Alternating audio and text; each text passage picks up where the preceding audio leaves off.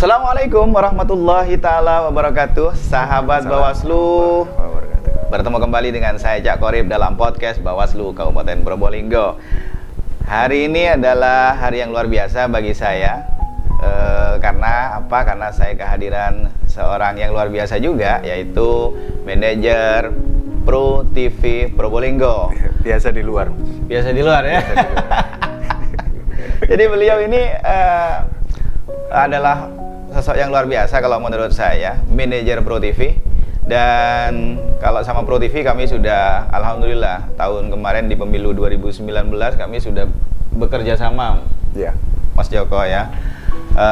Kali ini mudah-mudahan kita pada pemilu yang akan datang bisa bekerja sama lagi di dalam menyiarkan, menyebarkan sosialisasi pengawasan Lebih gencar, lebih tegas, luar lebih biasa, dinamis. ya. Amin, amin, amin. Semoga ya. Oke, untuk lebih mantap lagi, kita bincang-bincang dengan beliau, Mas Joko Minor Pratikto, manajer Pro TV Probolinggo. Seperti apa? Yang mempunyai tagline lokal memang beda ini ya. Assalamualaikum. Pasti beda. Waalaikumsalam, Mas. Mas Joko, apa kabar nih? Luar biasa sehat. Alhamdulillah. Karena biasa di luar. Biasa di luar ya? Luar biasa karena biasa di luar. Karena biasa di Karena luar. kesenangannya emang di luar ya? Memang mau tidak mau ya, tuntutan profesi harus banyak di luar gitu. Betul sekali, luar biasa. Dan Pro TV saat ini mungkin dengan yang lalu berbeda ya. Mas Joko kan tahun 2019 saat pemilu yang lalu kan belum ada di Pro TV. Belum. Nah, ini perlu tahu nih ceritanya gimana kok bisa masuk ke Pro TV bahkan sebagai manajer Ini boleh dijawab singkat apa dijawab pelan-pelan? Terserah. Enggak, kalau dijawab singkat saya bilang takdir. Wah, harus ada cerita ini. Karena sesuatu itu pasti akan ada sebab akibat ini, Mas Joko. Ya, sebab akibat ya. Aduh, diceritain ya. Awalnya mungkin dari mana Mas Joko kok bisa masuk ke ini? Saya Pro TV? Kalau untuk dasar di media, saya dulu itu wartawan koran, Mas. Saya wartawan koran di anak perusahaannya Harian Pagi Surya, Surabaya. Oh.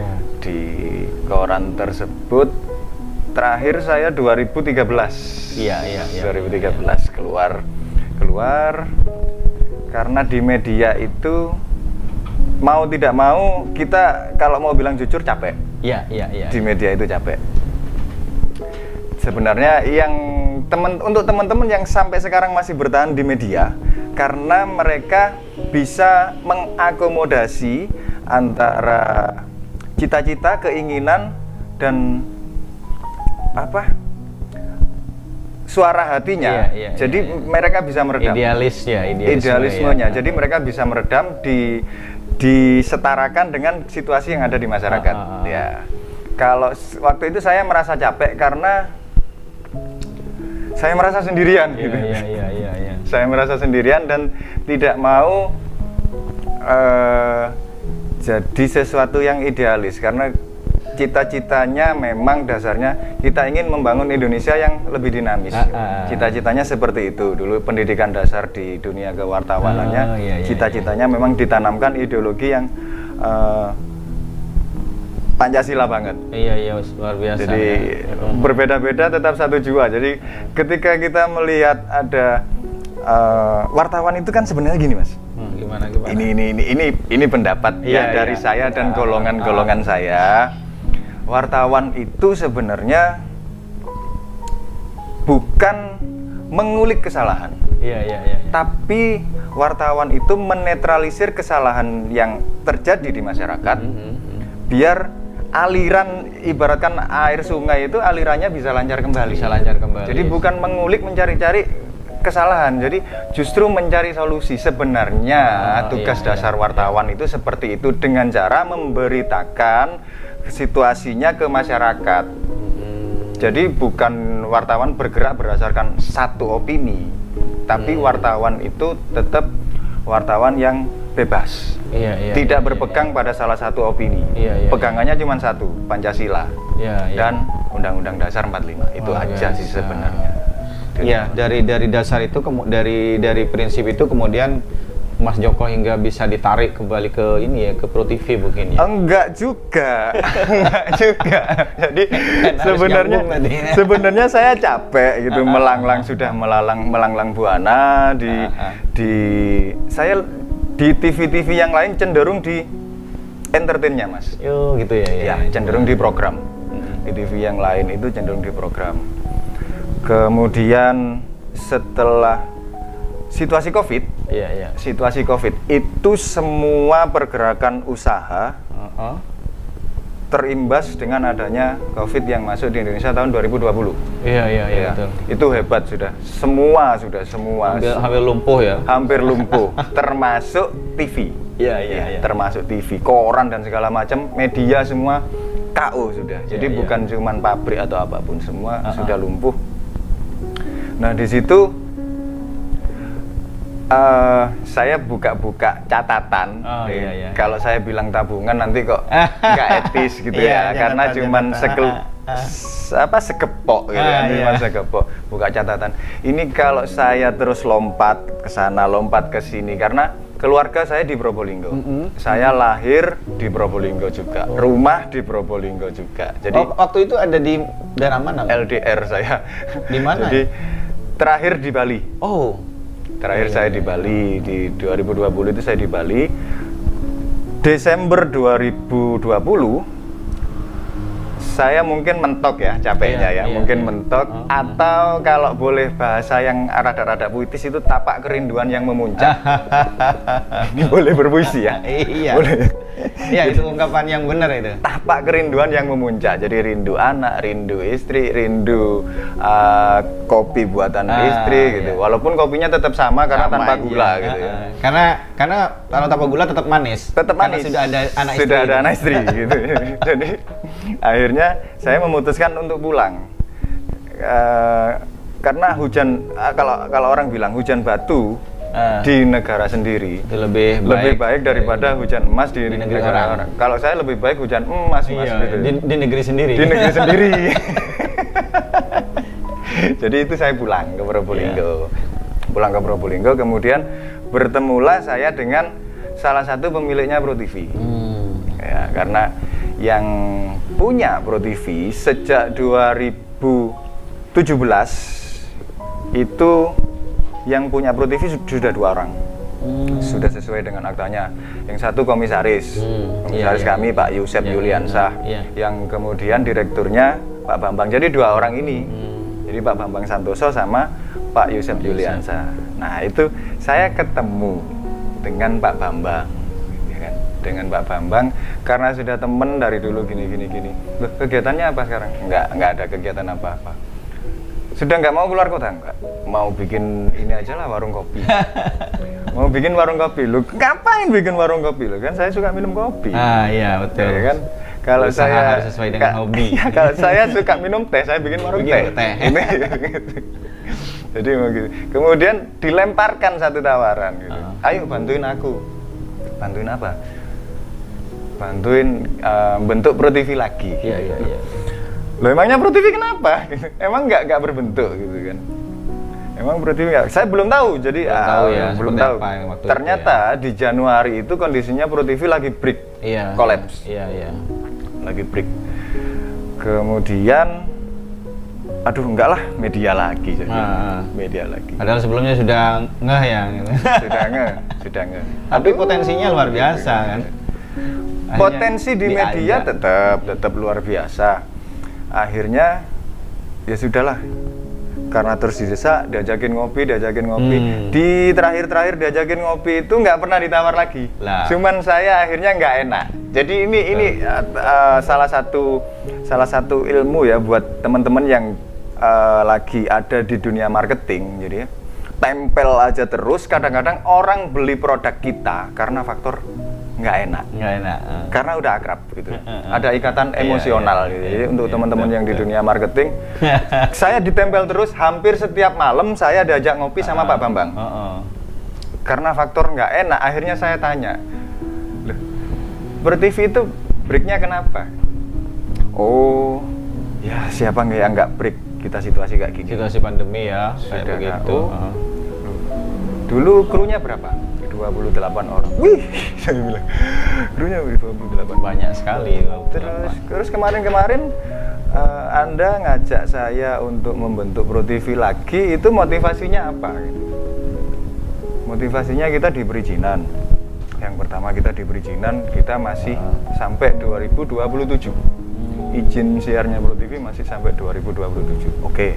Kemudian yang kedua, kalau ada orang jatuh, yang luar biasa itu bukan bangkitnya lagi, tapi kemauan untuk bangkit. Itu obrolan saya sama Pak Bambang, kemauan untuk bangkit. Waduh, saya langsung merinding dengan kata-kata iki. Terus yang ketiga,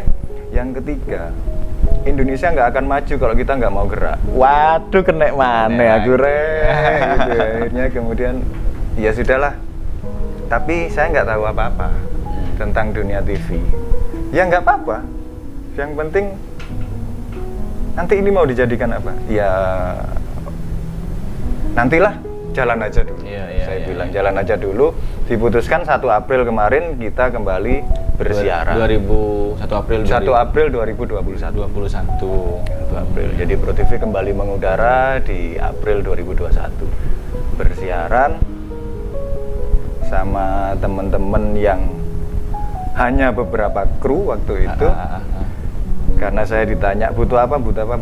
Saya butuh kameramen, butuh editor, butuh operator.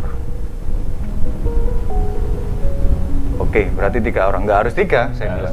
Kalau 1 orang bisa handle 3 ini ya kenapa enggak gitu. Karena di TV-TV yang lain 1 orang itu punya talenta yang macam-macam. Dan itu dimaksimalkan gitu. Nanti ketika perjalanan itu sudah sesuai ritmenya, baru disesuaikan tugasnya masing-masing. Jadi dimaksimalkan dulu, jangan buang-buang waktu, buang-buang kasih harapan. Dipanggil semua karyawan-karyawannya, kemudian ternyata nggak sesuai ritme, diistirahatkan lagi, kan nggak enak. Memainkan perasaan orang gitu. Jadi biar sesuai ritme dulu. Setelah ritmenya jalan sesuai keinginan, baru nanti dinyalakan. Jadi ceritanya saya masuk Pro TV seperti itu. Luar biasa. Dan kemudian setelah berjalannya waktu dengan beroperasinya lagi Pro TV 1 April 2021 itu, kemudian banyak hal yang harus dilakukan oleh Mas Joko ya. Banyak program-program yang harus diinikan ya. Banyak banget.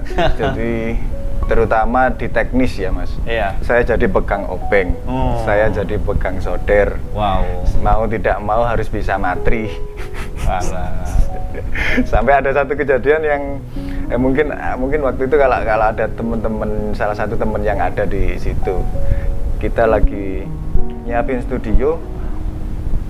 Dasarnya bukan tukang saya kan. Malu itu terlalu keras ya kan. Temboknya yang terlalu keras. Kita udah pakai paku yang khusus gitu. Sampai palunya itu lepas dan itu kena mulut saya beneran. Jadi kena mulut saya. Saya cuma diem. Ditanya sama teman-teman, Mas, nggak apa-apa. Tapi saya langsung turun, masuk ke ruangan saya. Aduh, menangis tanpa air mata di situ. Luar biasa. Banyak pengalaman dan beliau langsung ditunjuk sebagai manajer Pro TV dan sekarang sudah beroperasi kembali dan sekarang mulai berjalan beroperasi. Dan apa saja program yang bisa disampaikan kepada sahabat Bawaslu Mas, biar nanti lebih banyak yang nonton ini Mas? Sekarang ini Pro TV sedang persiapan peralihan ke TV digital. Seperti apa itu? Nah, ini TV digital. TV digital ini sebenarnya sama dengan TV-TV konvensional. TV konvensional yang sekarang itu namanya TV analog. Sama, masyarakat penangkapannya sama nanti. Cuman masyarakat itu kalau dulu kita antena kalau kurang tinggi, kita pasang booster. Pakai booster. Nah, sekarang juga tinggal pasang booster dengan TV yang sama. Kalaupun TV-nya tabung, TV lama, TV tabung, tetap kita pakai booster. Boosternya itu namanya set top box itu, atau disingkat STB. Nah, itu nggak harus langganan tiap bulan. Bukan nggak harus, memang nggak ada langganan. Nggak ada langganan ya. Terus nggak butuh internet juga. Kemudian nggak harus ganti antena, nggak harus ganti TV. Jadi TV-nya tetap sama dengan semua TV-TV nasional. Jadi SCTV, RCTI, mungkin yang ibu-ibu ngefans sama apa itu namanya Andin, yang ada di RCTI, itu nanti bisa dinikmati tanpa kemeresek, tanpa semut, seperti nonton yang gambar HD yang di YouTube. Betul. Jadi suaranya pun jernih. Jadi ketika hujan, ketika panas nggak ada efek sudah. Kita cuman beralih ke frekuensi digital aja, itu aja.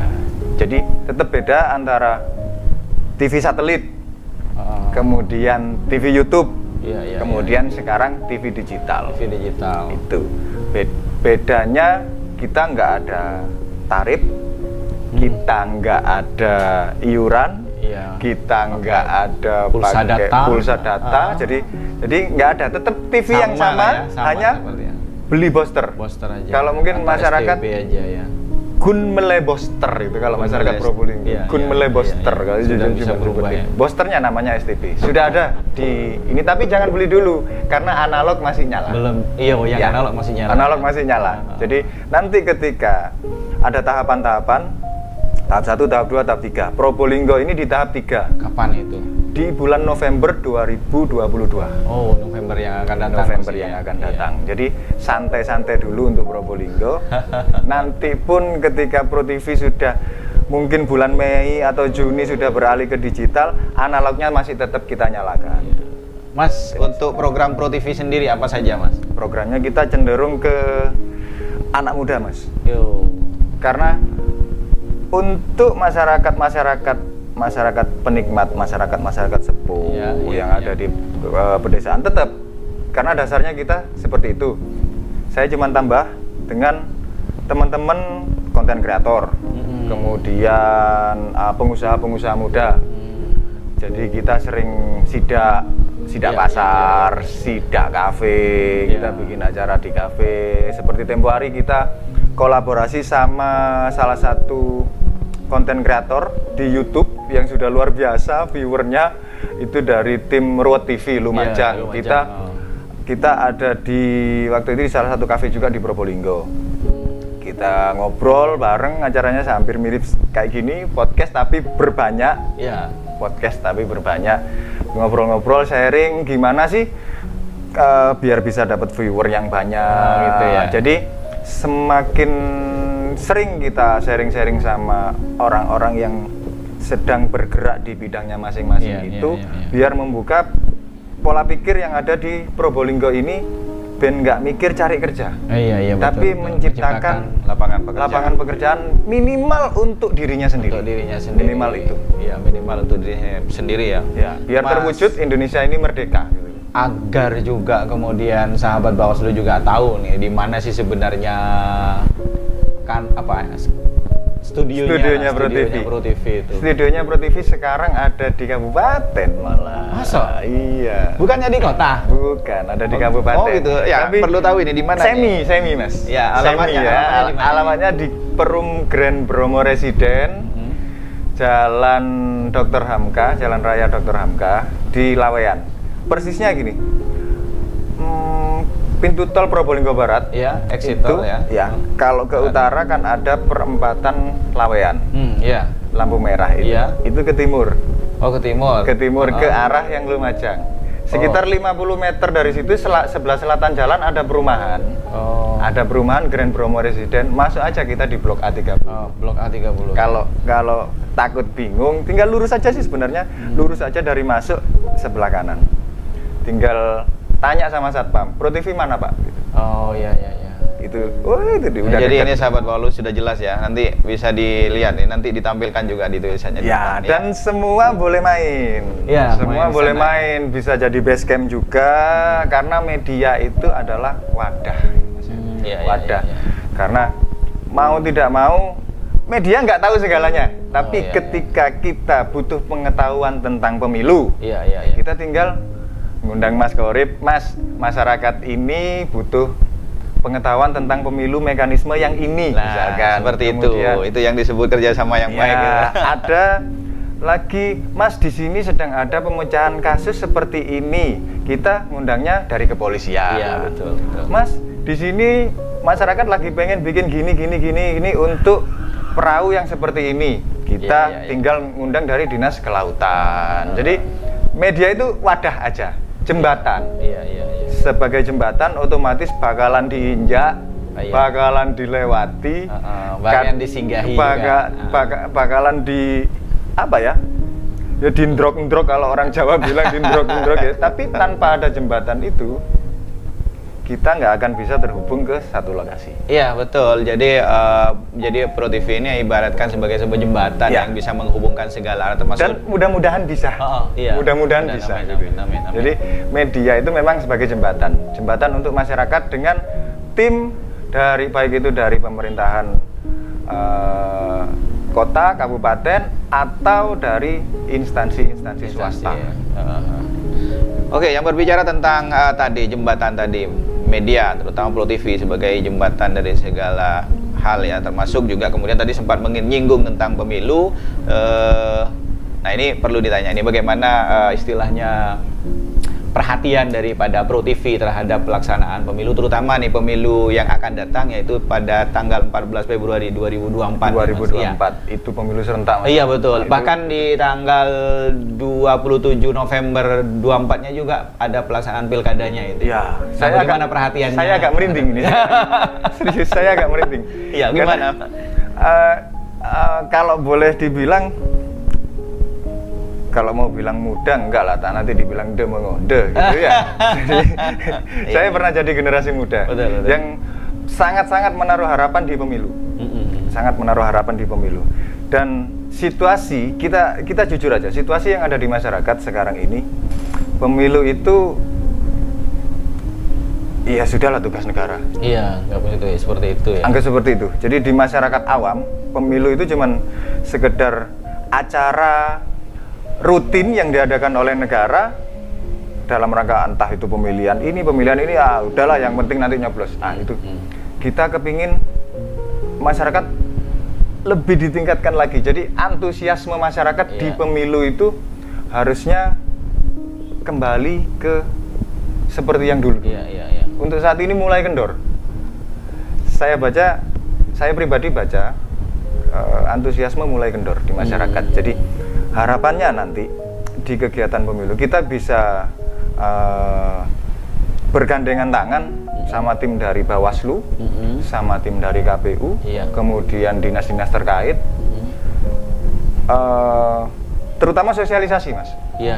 Jadi apa sih sebenarnya pentingnya pemilu? Ini nasib negara. Nah kalau kita nggak mau mikirin nasib negara, kita tinggal di mana? Itu kita tinggalnya di negara ini. Jadi ya sudahlah, biar nanti gini. Engko nek ono minyak goreng langka sing disalahke pimpinan. Gitu kan. Engko nek ono aturan-aturan gini sing disalahke pimpinan. Jadi pimpinan di negara Indonesia ini nggak pernah mudah. Karena kita negara yang super majemuk. Super saya bilang ya. Super majemuk. Jadi Bawaslu di negara ini juga tidak mudah. Saya sadar itu tidak mudah. Ya sekarang Mas Qorib dalam rangka sosialisasi bisa bikin acara semacam ini, podcast untuk minimal masyarakat tahu lah. Kerjaan Bawaslu itu apa, ini keren, acaranya keren. Siap, terima kasih. Ini makanya perlu ada nanti kan ke depan itu sampai tahu Pro TV dengan Bawaslu dengan KPU bisa saling memberikan informasi, bekerja sama di situ. Kepinginnya seperti itu, bergandengan tangan, biar apa? Membuka pola pikir, Mas. Betul. Biar tidak menjadi masyarakat yang apatis. Ya, luar biasa. Jadi kita tetap antusias. Antusiasme di sini jangan disalahartikan.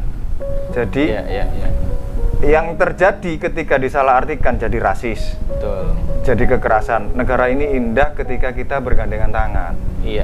Jadi sudahlah ketika pemilu saya pilih warna kuning misalkan, saya pilih warna kuning. Karena apa? Saya punya dasar.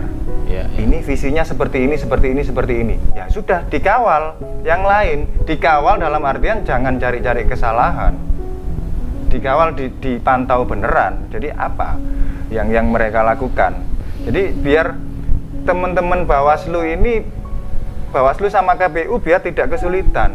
Yang terjadi, yang saya baca selama ini di negara tercinta ini, teman-teman Bawaslu ini malah jadi tameng.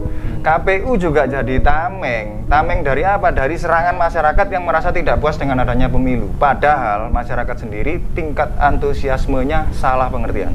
Ya, luar biasa. Maka dari itu, sahabat Bawaslu, perlu ya adanya sosialisasi, mencerdaskan masyarakat dan melibatkan daripada media, terutama Bro TV ini. Oke, terakhir sahabat Bawaslu, karena waktu juga yang tidak bisa kita tekan-tekan karena dia harus berjalan panjang dan lama sekali.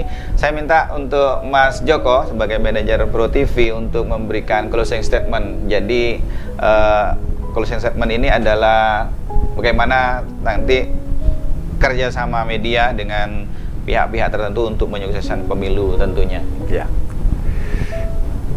Jadi kembali ke bahasan yang tadi, media adalah wadah. Jadi teman-teman masyarakat Probolinggo setuju, media ini adalah wadah. Jadi apapun yang bisa dikeluhkan, apapun yang bisa dipertanyakan, apapun yang bisa dicarikan solusi, kami berusaha semaksimal mungkin bersama masyarakat, bersama instansi terkait, kita membangun kerjasama yang sinergis biar terwujud Indonesia yang dinamis, Indonesia yang sehat, Indonesia yang kuat. Jadi seperti itu.